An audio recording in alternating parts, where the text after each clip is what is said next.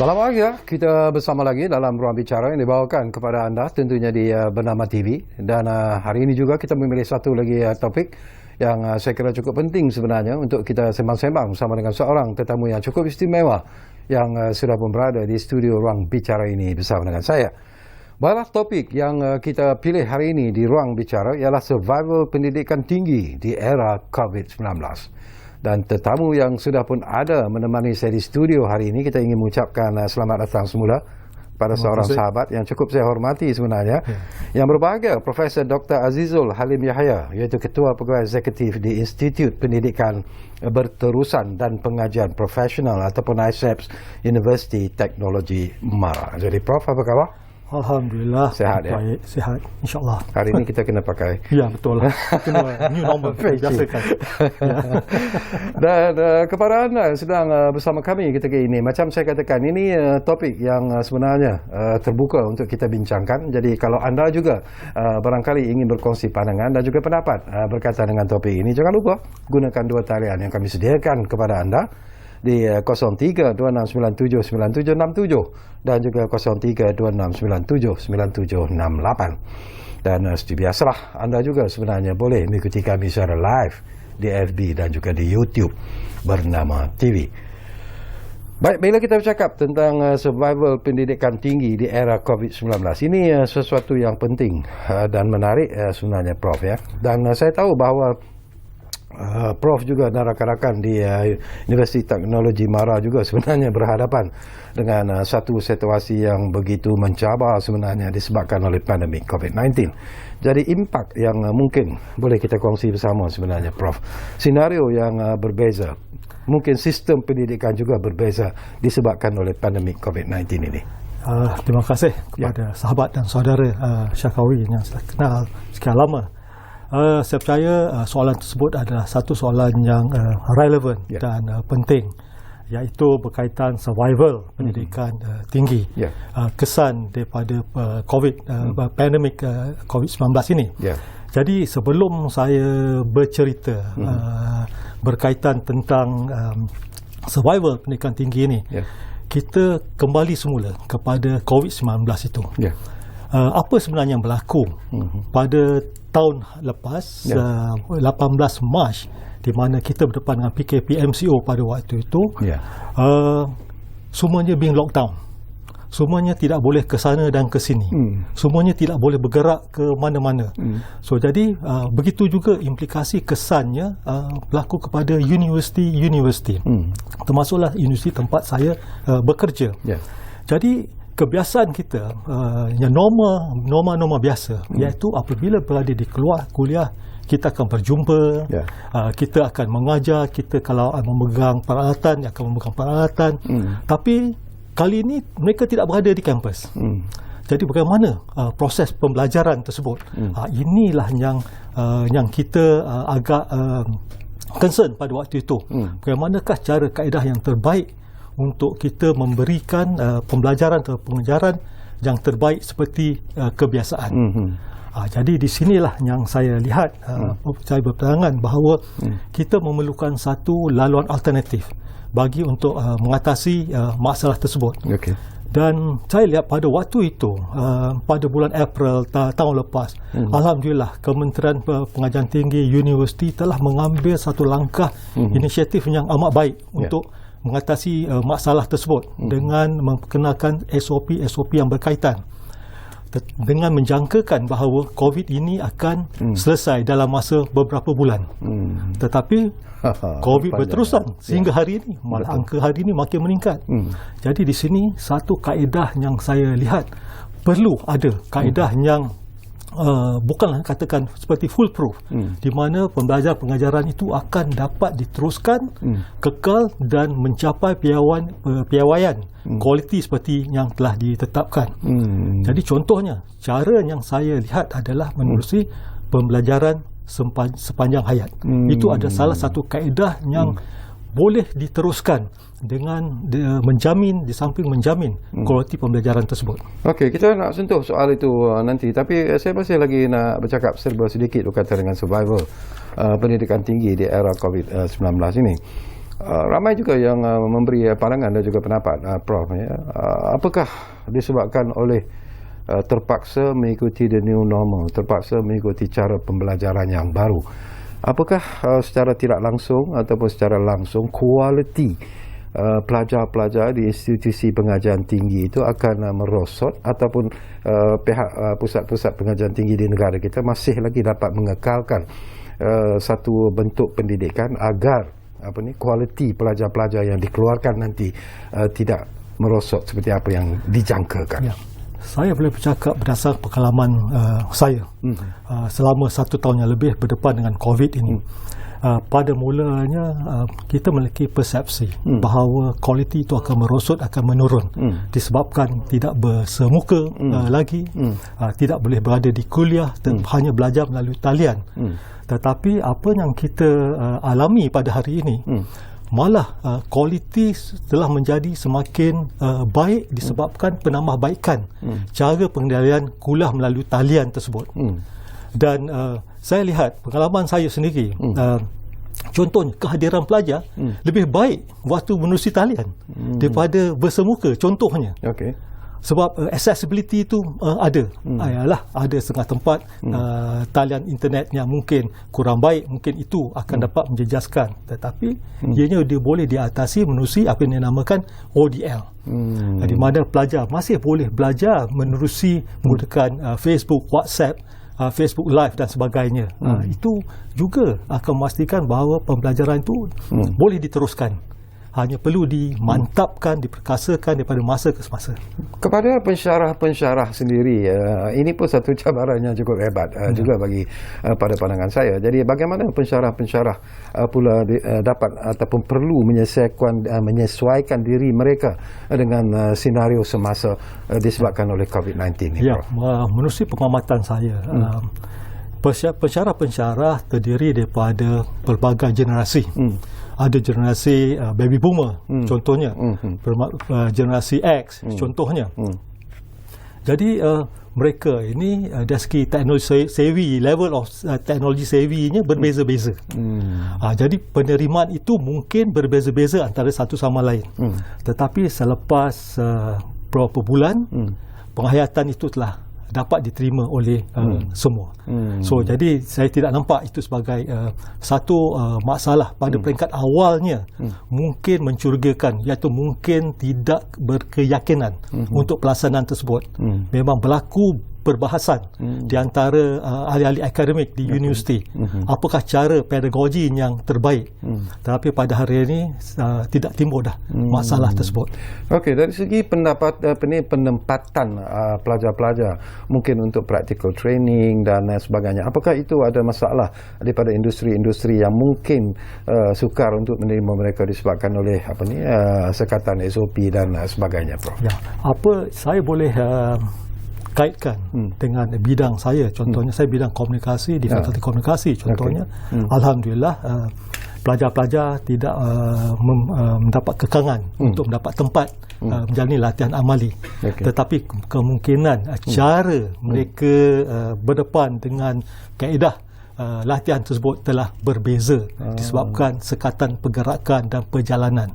Tetapi penerimaan itu alhamdulillah pihak industri memang ever willing lah untuk menerima pelajar-pelajar ini.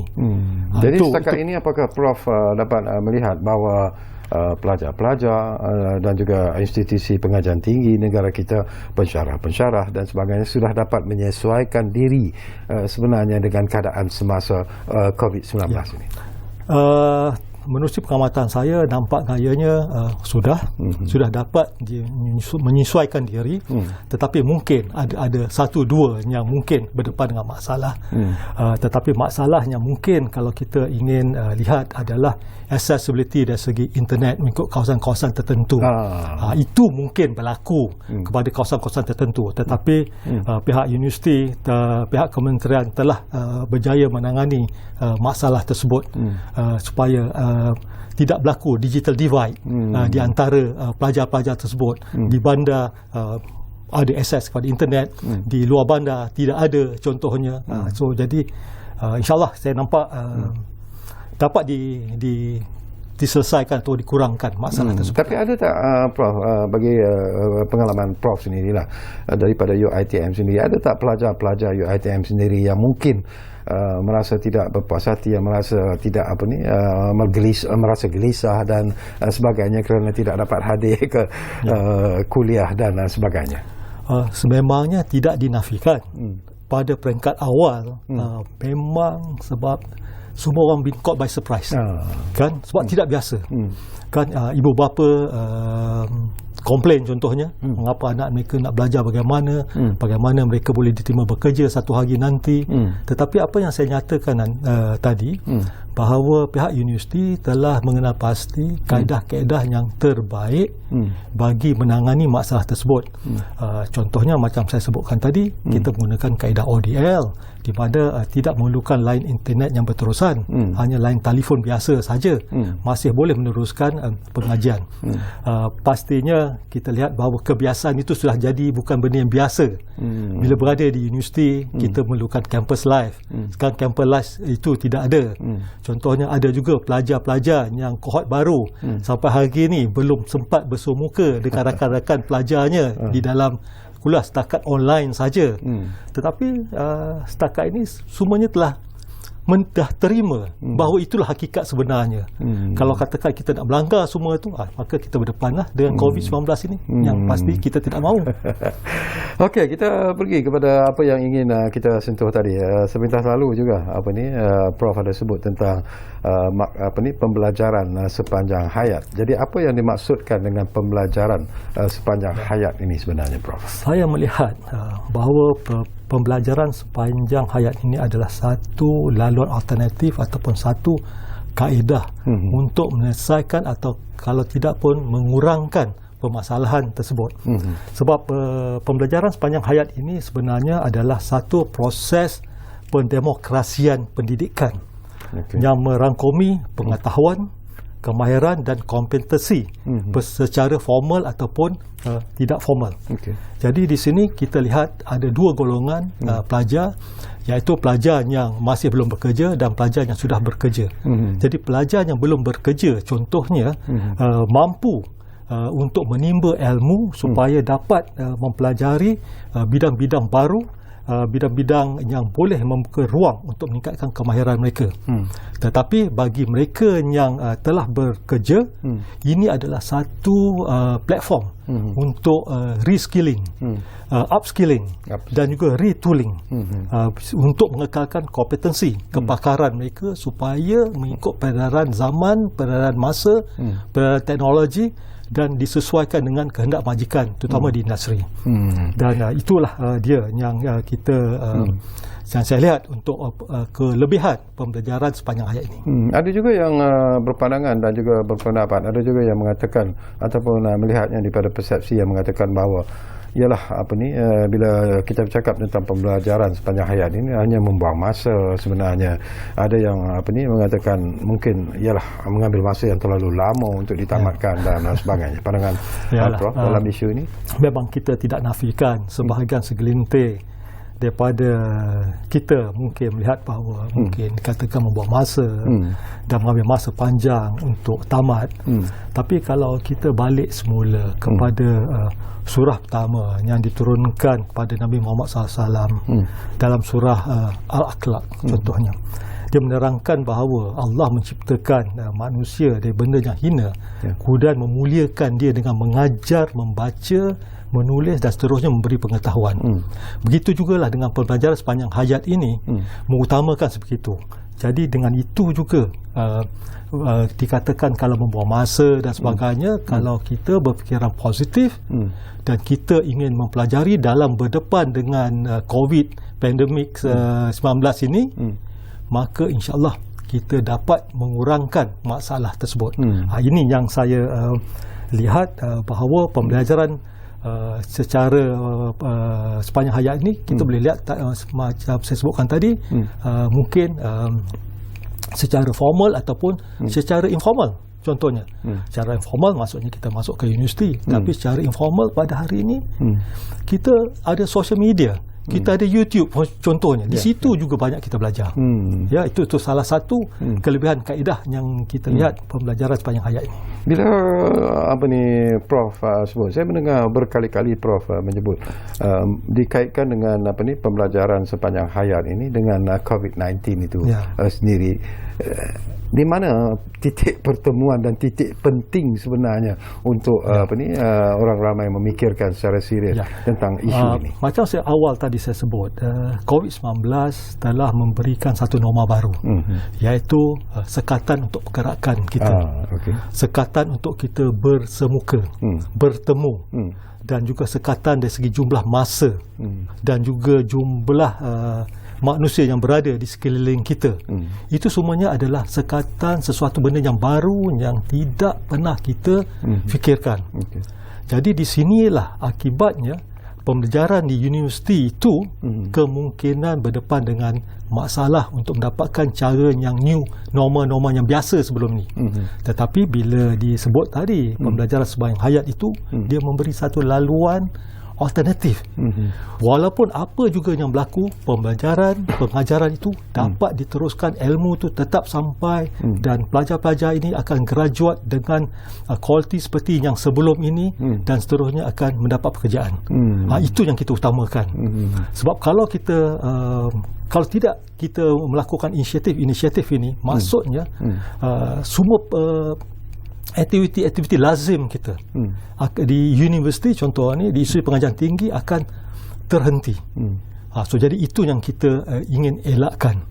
Tapi dengan perlunya sepanjang hayat ni, dengan kaedah-kaedah yang kita boleh kemukakan, insya-Allah boleh sedikit sebanyak, kalau bukan 100% pun masih boleh kita atasi.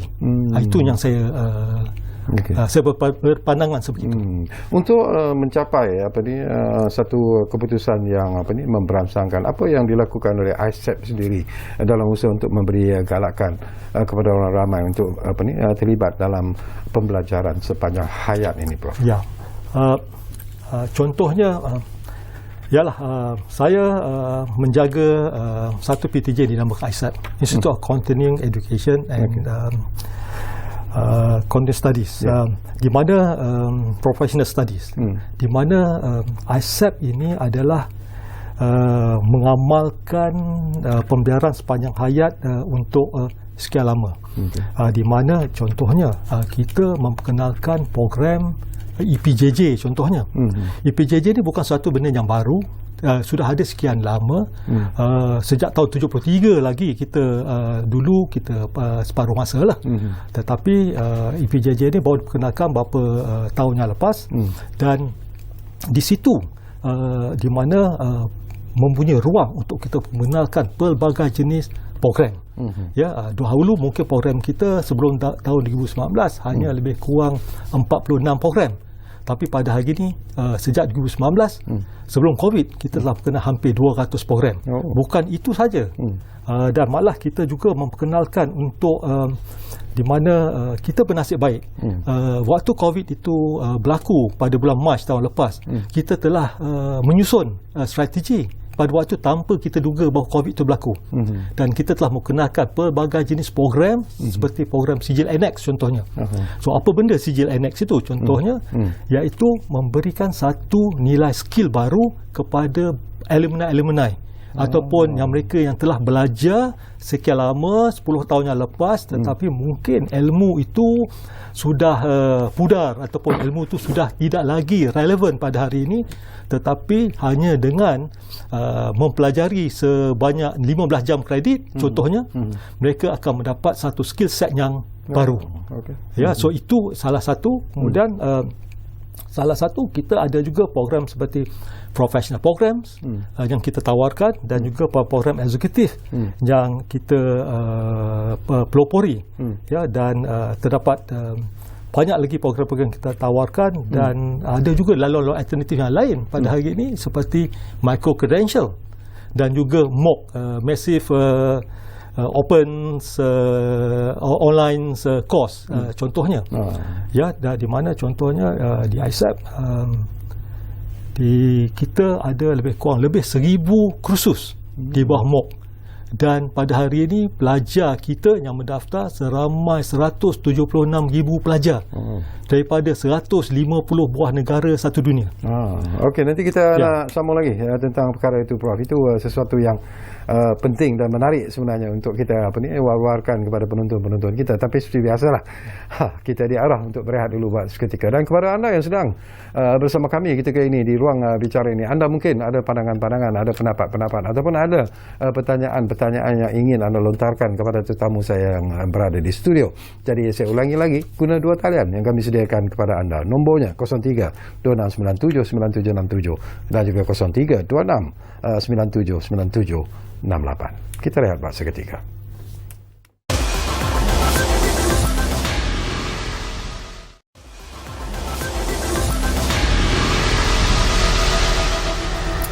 Baiklah, kita kembali semula ke ruang bicara ini. Masih lagi bercakap tentang survival pendidikan tinggi di era COVID-19. Dan tentunya kita masih lagi bersama dengan Profesor Dr. Azizul Halim Yahya, iaitu Ketua Pegawai Eksekutif di Institut Pendidikan Berterusan dan Pengajian Profesional ataupun ISEPS University Teknologi Mara. Okey, tadi Prof sentuh tentang jumlah pelajar-pelajar yang terlibat dalam program yang dianjurkan oleh ISEPS ini. Tetapi mungkin juga ramai yang ingin mengetahui apakah kepada mereka yang mungkin berminat prosesnya bagaimana dan apakah mereka juga harus ada kelulusan tertentu sebelum dapat diterima untuk mengikuti program yang telah pun disusun atur oleh ISEPS ini sebenarnya, Prof. Sebenarnya Cara mudah adalah melayari website kita untuk mendapat tahu apakah program-program yang kita tawarkan. Kita ISEP ini walaupun sebagai satu PTJ university, tetapi kita juga berobjektif untuk membantu rakyat Malaysia untuk membina kapasiti mereka. Contohnya kalau katakan untuk mendapatkan pembelajaran sepanjang hayat secara informal, contohnya mereka bila-bila masa saja boleh melayari katakan channel ISEP itu sendiri untuk belajar. Dan kita seringkali setiap minggu memang kita menawarkan program-program menerusi webinar. New normal lah sekarang ni. Banyak webinar ini yang mengajar secara berbentuk dari skill. Contoh kita mengajar on data analytics, kita mengajar on cyber security contohnya, kita mengajar on algorithms contohnya, walaupun dalam masa yang singkat, dan kita sehinggakan kita mengajar menggunakan drone contohnya. Mana-mana sesiapa yang berminat. Dan malah yurannya pun ada sedikit yuran, tapi yurannya katakan RM10 saja. Kadang-kadang yuran itu hanya tujuan RM10 itu untuk kos menyediakan sertifikat dia. Itu sebabkan kalau ingin belajar memang tidak ada masalah dan itu tidak memerlukan kelayakan. Tetapi kalau untuk program seperti EPJJ, mestinya mereka memiliki syarat-syarat kelayakan asas untuk meneruskan pengajian. Dan seterusnya bagi program-program seperti profesional dan program eksekutif, mungkin ada syarat-syarat yang tertentu. Dan ianya terbuka kepada mereka yang berumur 18 tahun, Bumi Putera dan sebagainya. Dan malah yang saya sebutkan tadi untuk micro credential contohnya. Micro credential sekarang ni bukan saja dikenakan di Malaysia ataupun di universiti di negara kita, tetapi diterima pakai di satu dunia. Di mana siapa yang mendaftar kepada untuk program micro credential yang dia kena mengikuti beberapa modul dan mereka layak untuk mendapat kredit transfer. So jadi kalau mereka belajar katakan untuk 2 tahun 3 tahun contohnya, kalau mereka mengumpulkan micro credential ni, mungkin mereka tak perlu belajar sehingga 3 tahun. Mereka hanya belajar 2 tahun. Ini sebenarnya menjimatkan kos dan juga satu laluan capacity building mereka. Jadi bila Prof sebut tentang proses pembelajaran 1 tahun, 2 tahun, ada yang 3 tahun itu, that mean they have to attend the full time punya kelas ataupun bagaimana? Micro credential ni agak unik. Dia agak unik. Kita boleh ambil bila-bila masa dan kita boleh simpan. Kita boleh simpan dan kita boleh gunakan. Kemudian apabila katakan dia ingin untuk mendaftar ke satu-satu program contohnya, ianya boleh dinilai semula, diguna pakai untuk transfer kredit. Jadi maksudnya kalau untuk menjalani di Malaysia ini suatu ijazah sarjana muda memerlukan 120 jam kredit, mungkin mereka tidak melalui memerlukan 120 jam kredit sebab mereka sudah ada bukti telah melalui micro credential ini. Sebab ini adalah salah satu usaha untuk mempercepatkan mereka berada di dalam job market. Itu salah satulah yang contohnya salah satu usaha UiTM dan juga usaha ISAT. Dan begitu juga dengan MOOC. MOOC ini pun bukan benda yang baru, sudah berada beberapa tahun yang lepas, tetapi pada hari ini popularitinya sudah meningkat disebabkan mereka yang mempelajarinya akan mendapat ilmunya. Mengikut lebih kurang micro credential juga, tapi micro credential ni dia ada modul-modul saja. Tapi untuk MOOC dia ada satu modul contohnya. Dan itu juga nanti sekarang ni pihak universiti juga sedang menilai, memikirkan bagaimana ianya mempunyai nilai-nilai tertentu yang boleh digunakan untuk diberikan ijazah ataupun diploma. Dan ianya bukan digunakan di Malaysia saja, tapi boleh gunakan satu dunia. Ini yang kelebihan ilmu kaedah baru yang sekarang ini. Jadi pandemik ke COVID ke contohnya, kalau mampu untuk belajar melalui talian, insya-Allah tidak ada alasan katakan tidak boleh meneruskan pengajian di pengajian tinggi dan sebagainya, sebab banyak laluan-laluan itu sudah kita sediakan. Ini berarti daripada apa yang Prof sebutlah, mereka yang ingin mengikuti program ini adalah mereka yang belum lagi ada memegang sebarang ijazah ataupun diploma, dan kalau mereka ingin melanjutkan ataupun mengikuti program ini, mereka harus mengikuti apa yang telah pun ditetapkan. Betul, dan juga tidak juga. Contohnya ada juga mereka yang sedang menjalani program-program ijazah contohnya, tapi pada masa yang sama juga mereka boleh untuk memilih untuk mengambil kursus-kursus dalam bentuk laluan yang saya sebutkan tadi. Itu satu. Ataupun bagi mereka yang belum, mereka boleh ambil dan mereka boleh simpan dan mereka kumpulkan. InsyaAllah sekurang-kurangnya mereka boleh gunakan. Itu pun bergantung kepada mana-mana universiti yang menawarkan ijazah tersebut untuk mengiktiraf dan juga menerimanya. Bukan masuk dia automatik, tetapi akan ada penilaian khas supaya ianya mempunyai nilai-nilai tertentu, supaya ianya boleh diguna pakai untuk akhirnya digabungkan untuk mendapat ijazah. Bila you sebut Prof tentang pembelajaran sepanjang hayat ini, berapa lama sebenarnya pelajar-pelajar ataupun mereka yang mengikuti program ini? Ada tak had-had tertentu walaupun istilahnya ialah sepanjang hayat? Sebenarnya tidak ada had. Sebenarnya buat masa ini belum lagi ditarifkan untuk had. Sebab ini ada perkara yang baru. Perkara yang baru. Mungkin satu masa nanti mungkin akan ada hadnya. Sebab maklumlah ilmu itu kalau tidak di refurbish, dia akan tidak lagi relevan. Contohnya itu salah satu perkara yang perlu kita teliti. Tetapi bagi mereka yang selalu mengambil program ni, mereka nak gunakan serta-merta. Itu yang saya lihat. So jadi ini jugalah satu yang adalah salah satu kaedah survival pengajian tinggi, institusi pengajian tinggi, di mana terdapat pelbagai laluan. Sebab kita sekarang ni berdepan dengan apa dinamakan the new normal sekarang ni.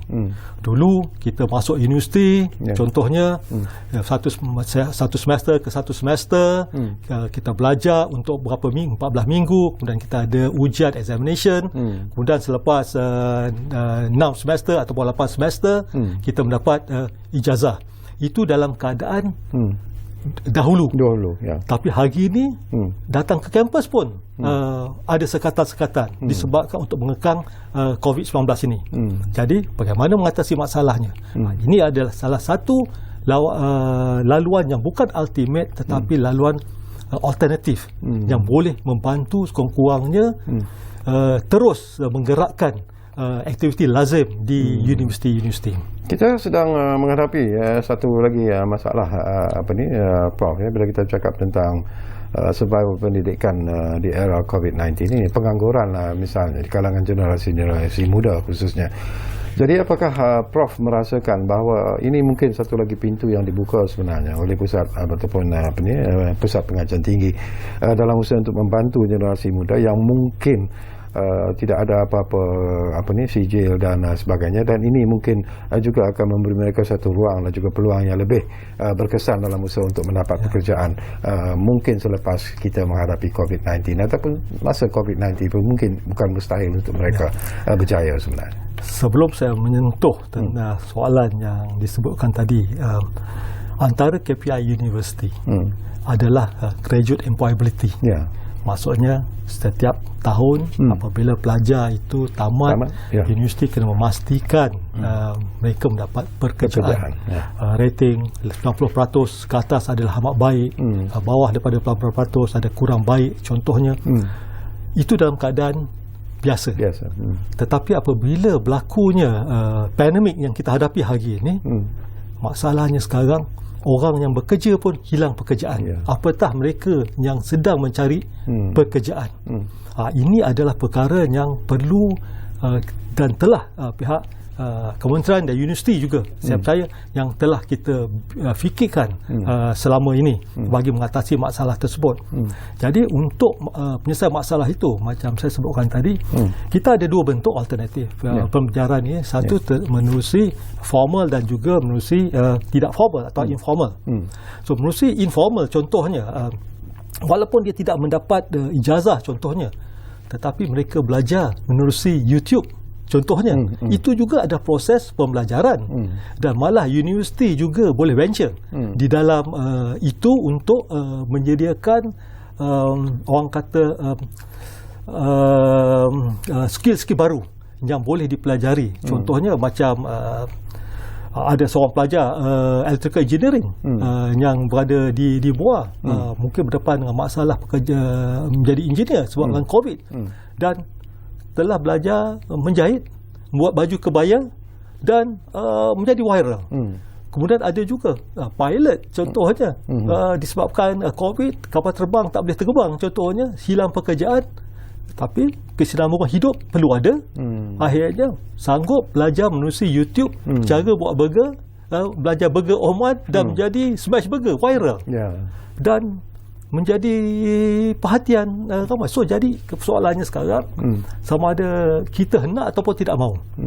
Dan tapi tidak ada ijazah contohnya, tetapi kesinambungan hidup itu memang boleh diteruskan. Siapa yang mempunyai ciri-ciri keusahawanan, insya-Allah sky is the limit lah, dikatakan begitu. Macam UNICEF sendiri, Prof, apakah UNICEF sendiri ada kerjasama yang erat sebenarnya dengan industri-industri tertentu dalam usaha untuk memberikan pendidikan yang betul-betul program-program yang betul-betul memenuhi kehendak industri? Sememangnya piagam kita bahawa antara kita tahu bahawa untuk memastikan keperluan tersebut ataupun memenuhi keperluan industri, mau atau tidak mau, kita perlu membabitkan pihak daripada industri, di mana pihak daripada industri lah yang dapat berkongsi ilmu pengalaman yang sebenar, apa yang berlaku yang diperlukan pada hari ini. Jadi banyak program-program kita pada hari ini, contohnya program professional program kita atau executive program kita, sememangnya kita gunakan ataupun kita ambil daripada mereka-mereka yang daripada industri untuk berkongsi pengalaman dan juga ilmu yang mereka ada.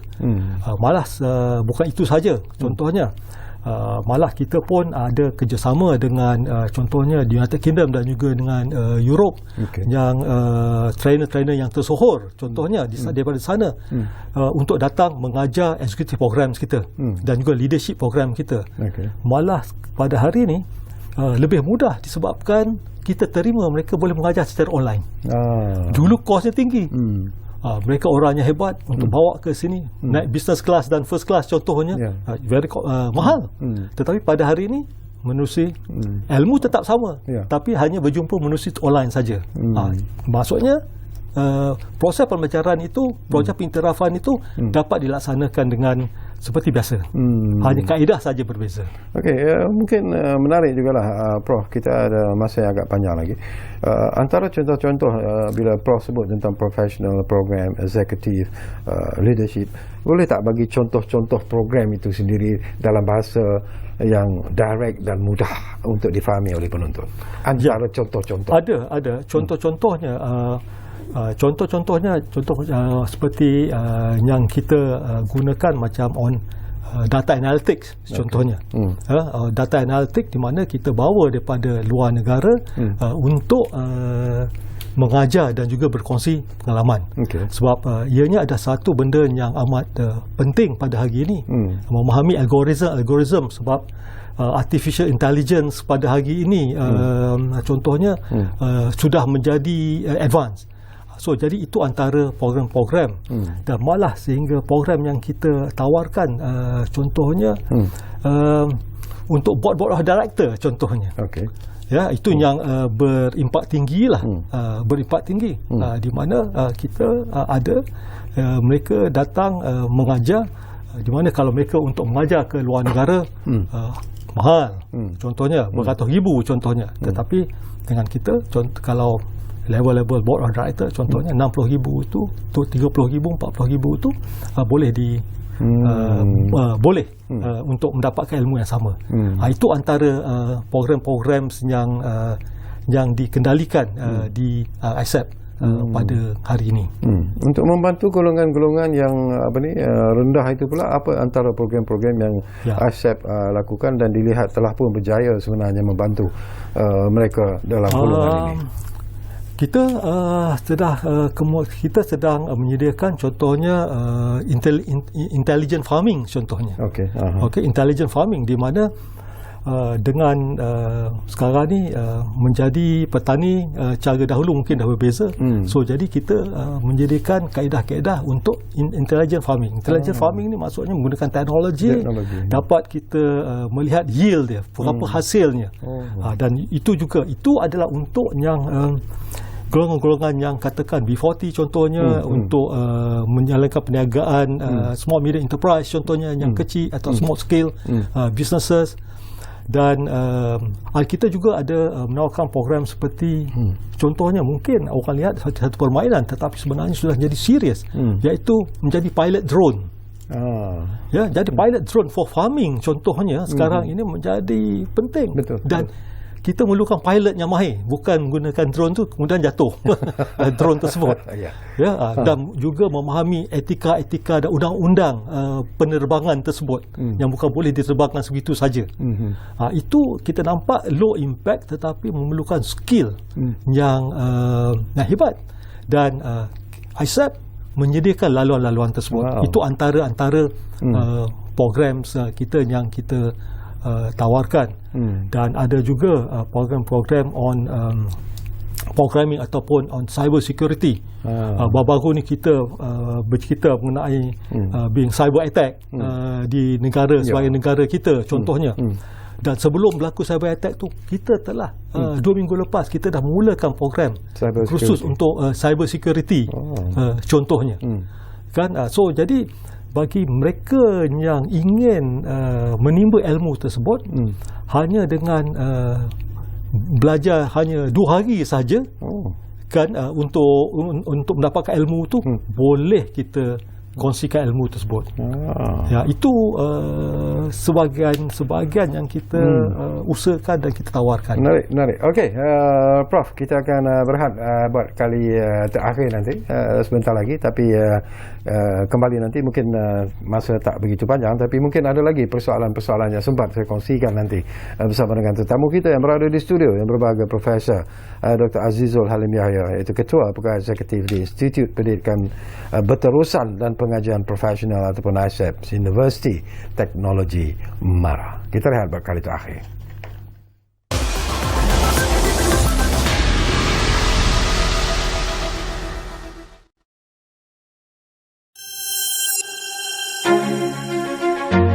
Hai, saya Haris Salif. Kerajaan telah menyediakan pakej ransangan industri kreatif Malaysia atau Prisma.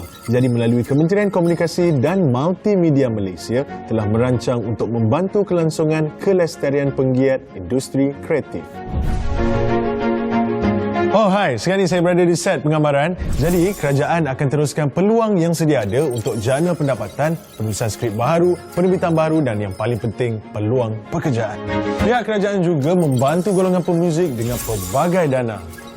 Aku setia. Bagi animasi, permainan, komik berbentuk digital dan pekerja di belakang tabir, ada insentif di bawah kategori ini. Nak berkarya, pihak kerajaan akan membantu mengembangkan bakat anda. Ayo, inilah masanya peluang untuk anda.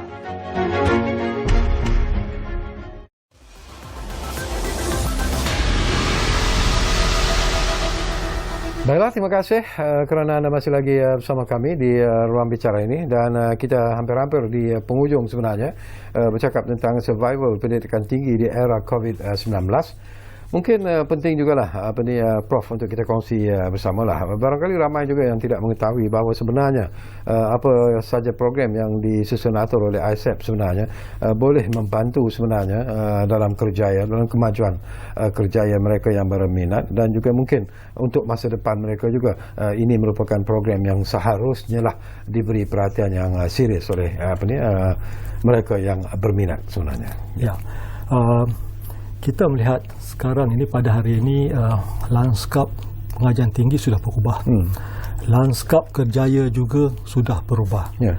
Jadi apabila ianya berubah, maksudnya peluang pejawatan ataupun jawatan itu pun mungkin sudah berubah daripada dahulu hingga pada hari ini. Jadi di sinilah ISEP saya lihat kita mengambil tindakan hadapan untuk melihat apakah kerjaya-kerjaya yang penting yang diperlukan pada masa akan datang. Dan kita sentiasa mengikuti perkembangan semasa. Contohnya kalau di dalam hari itu ada World Economic Forum tahun 2020 di mana melihat perubahan kerjaya sudah berubah. Contohnya kalau dulu kita kalau untuk dapatkan undang-undang kita pergi jumpa lawyer contohnya, tetapi pada hari ini dengan artificial intelligence contohnya kita boleh mendapat nasihat yang lebih tepat. So jadi mereka yang mendalami ilmu seperti apa yang saya kerap sebutkan awal tadi, iaitu on data analytics contohnya, boleh membantu. Begitu juga kita melihat satu hari nanti perubatan, setakat perubatan juga medical officer contohnya, kita tidak lagi perlu pergi. Kita hanya dapat didiagnose dengan sistem dan dapat mengenal apa penyakit kita. Kemungkinan selepas itu akan dikeluarkan prescription contohnya hanya diberikan di farmasi saja. So maksudnya mereka itu tidak lagi mungkin diperlukan, mungkin tugasan mereka diperlukan di tempat yang lain. Bila Prof sebut soal ini pun menarik juga Prof. Ya, barangkali ialah apa yang dilakukan oleh ISEP sini. Kita bercakap tentang digital economy sekarang ini Prof. Ya. Kita bercakap tentang gig economy misalnya. Jadi apakah ISEP juga sebenarnya menyediakan program-program yang sebenarnya memenuhi kehendak semasa, terutamanya bila kita ingin beralih kepada ekonomi digital nanti. Dan kalau kita sebut gig economy pun, ini pun sudah berkembang di negara kita di kalangan golongan muda terutamanya. Jadi apakah ISEP juga sebenarnya melihat ke arah itu secara serius? Ya, sebenarnya pastinya sebab ISEP dibanding ISEP yang tuanya saya, yang lain semua golongan muda. Ya, golongan muda. So jadi golongan muda ini sebenarnya mereka prihatin dengan keperluan semasa, dan kita tidak boleh mempertidakkan apa yang mereka tahu, dan kita kena menerima apa pandangan-pandangan mereka itu. So jadi di sinilah kita belajar keperluan-keperluan tersebut, dan kemudian kita boleh ubah sesuai mengikut keperluan-keperluan semasa dan keperluan akan datang. Ya, saya ingin menambah sedikit bahawa inilah masanya kita perlu memikirkan, memberi peluang dan ruang untuk rentas disiplin dan rentas ilmu ini. Ya, contohnya kalau mereka untuk menjadi wartawan contohnya. Dahulu mungkin dia akan specialize atau major dalam kewartawanan. Tetapi kewartawanan pada hari memerlukan konten. Konten yang di mana seseorang itu perlu mahir dan memerlukan dapat articulate tentang apa yang mereka cari dan dapat orang kata digunakan untuk penyampaian. So jadi di sinilah yang kita lihat bahawa mereka-mereka untuk menjurus dalam bidang tersebut harus juga mendalami bidang-bidang yang lain. Ini dinamakan rentas ilmu, sebab bentuk pekerjaan sekarang pada hari ini sudah berubah. Betul. Totally berubah dah pada hari ini. So jadi di sinilah untuk survival pengajian tinggi harus menyediakan satu kaedah dan juga harus dengan terbuka untuk menyediakan kemudahan-kemudahan seperti menyediakan konsep butik, iaitu apabila pelajar masuk ke universiti, mereka mungkin boleh memilih memikirkan apa yang mereka inginkan. Apa mereka, contoh pekerjaan apa yang mereka inginkan. Walaupun tidak ditawarkan di universiti, tetapi boleh memilih kursus-kursus yang ditawarkan dengan bantuan artificial intelligence ataupun dengan algoritma, dapat dikaji bahawa ini adalah kursus yang sesuai untuk mereka mendapat ijazah satu hari nanti. Tetapi kita harus yakin dan kita harus percaya dengan sistem tersebut bagi untuk memastikan ia tercapai. Sebab ini adalah new normal dan kita harus bergerak pantas, sebab di negara lain mereka pun sudah begitu pantas. Dan insyaAllah kita memang banyak kita telah difikirkan di peringkat pengajian tinggi kita, tetapi insyaAllah mungkinlah boleh akan adalah timbul idea-idea baru tu nanti. Bagi Aisat sendiri, Prof, tadi pun Prof sentuhlah tentang duration kursus-kursus yang ditawarkan tu. Yang paling singkat dan paling panjang tu yang mana satu, Prof? Mungkin kita boleh kongsi bersama. Paling singkat 2 hari. Prof sebut tadi 2 hari. Paling singkat 2 hari. Paling lama? Kemudian boleh 2 minggu. Mungkin boleh 6 bulan. Ia bergantung dengan keadaan-keadaan semasa. Kalau katakan untuk executive program ataupun professional program contohnya, disebabkan dia punya marketnya dia adalah orang yang berkejaya dan mereka tidak ada masa untuk menjadi full time student. Contohnya mereka hanya mempelajari during weekend untuk selama 2-3 bulan, 2 bulan contohnya, dan mereka akan dapat certification tersebut. Tapi kalau untuk short courses contohnya, kita banyak tawarkan short courses ini, itu hanya memakan masa ujung minggu saja, Sabtu Ahad.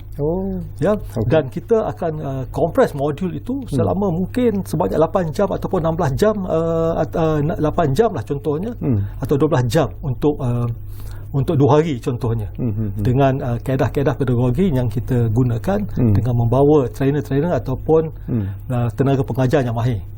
Kita macam di UiTM, kita alhamdulillah sebab kita ada lebih kurang hampir 9,000 kajian akademik yang boleh kita gunakan, yang kita boleh usahakan untuk selain daripada pihak industri dan juga pihak-pihak pakar daripada luar. Sesuatu yang ialah menarik juga bila kita cakap tentang survival pendidikan tinggi di era COVID-19 ini, Prof.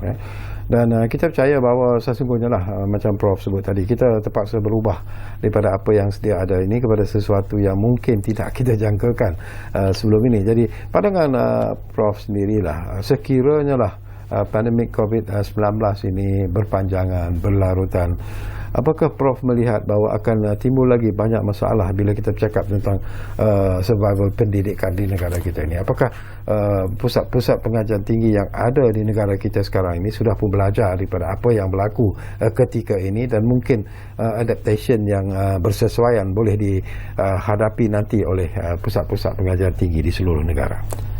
Saya melihat kalau ditakdirkan ianya berpanjangan setahun, 2-3 tahun yang lagi, apa yang berlaku hari ini sudah menjadi new normal kita. Apa new normal maksudnya, itu adalah kebiasaan yang kita lalui pada hari ini, dan itu yang kita terima. Dan tetapi ianya perlu diikuti, dipastikan dengan piawaian ataupun akreditasi, dengan quality assurance supaya ianya, sebab kita ada banyak professional body dan kita ada MQA contohnya untuk memastikan bahawa segala kursus-kursus yang ditawarkan tu, program yang tawar tu memenuhi syarat dengan keadaan new normal ini. So jadi saya tidak nampak bahawa ianya satu masalah, sebab manusia ini is survivalist.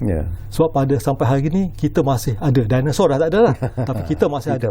Sebab kita akan cari cara lawan alternatif untuk survive. Dan kita manusia ni cerdik. So jadi kita akan cari kaedah-kaedah untuk kita ada pada masa-masa akan datang. Itu saya melihatlah tidak ada masalah.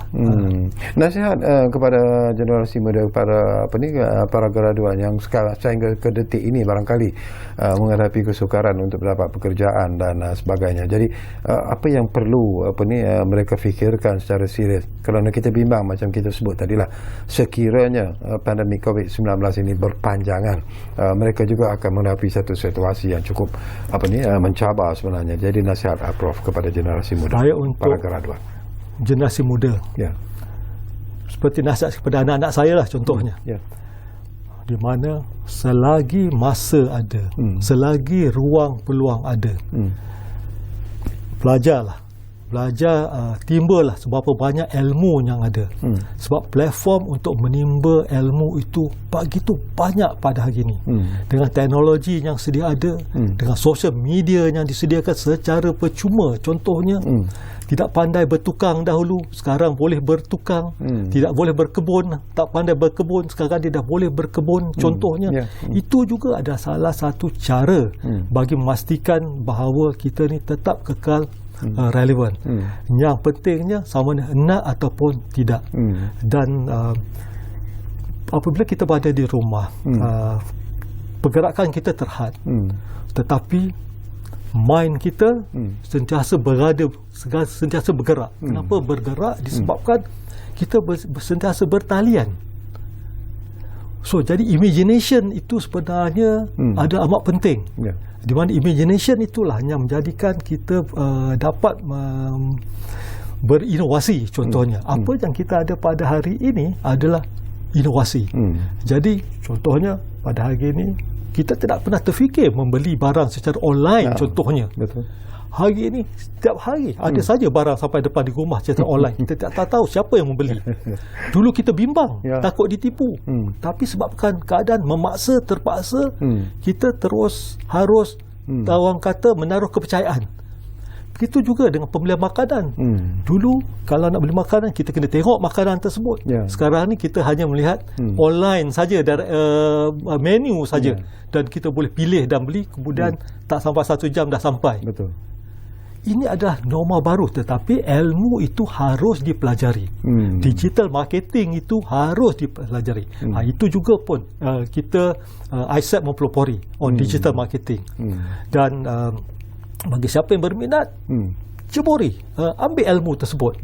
Malah cara menggunakan apa-apa talian aplikasi yang ada tu, boleh kita bantu untuk supaya kita boleh sekurangnya berniaga daripada kecil dulu. InsyaAllah nanti akan menjadi besar. Ya, betul.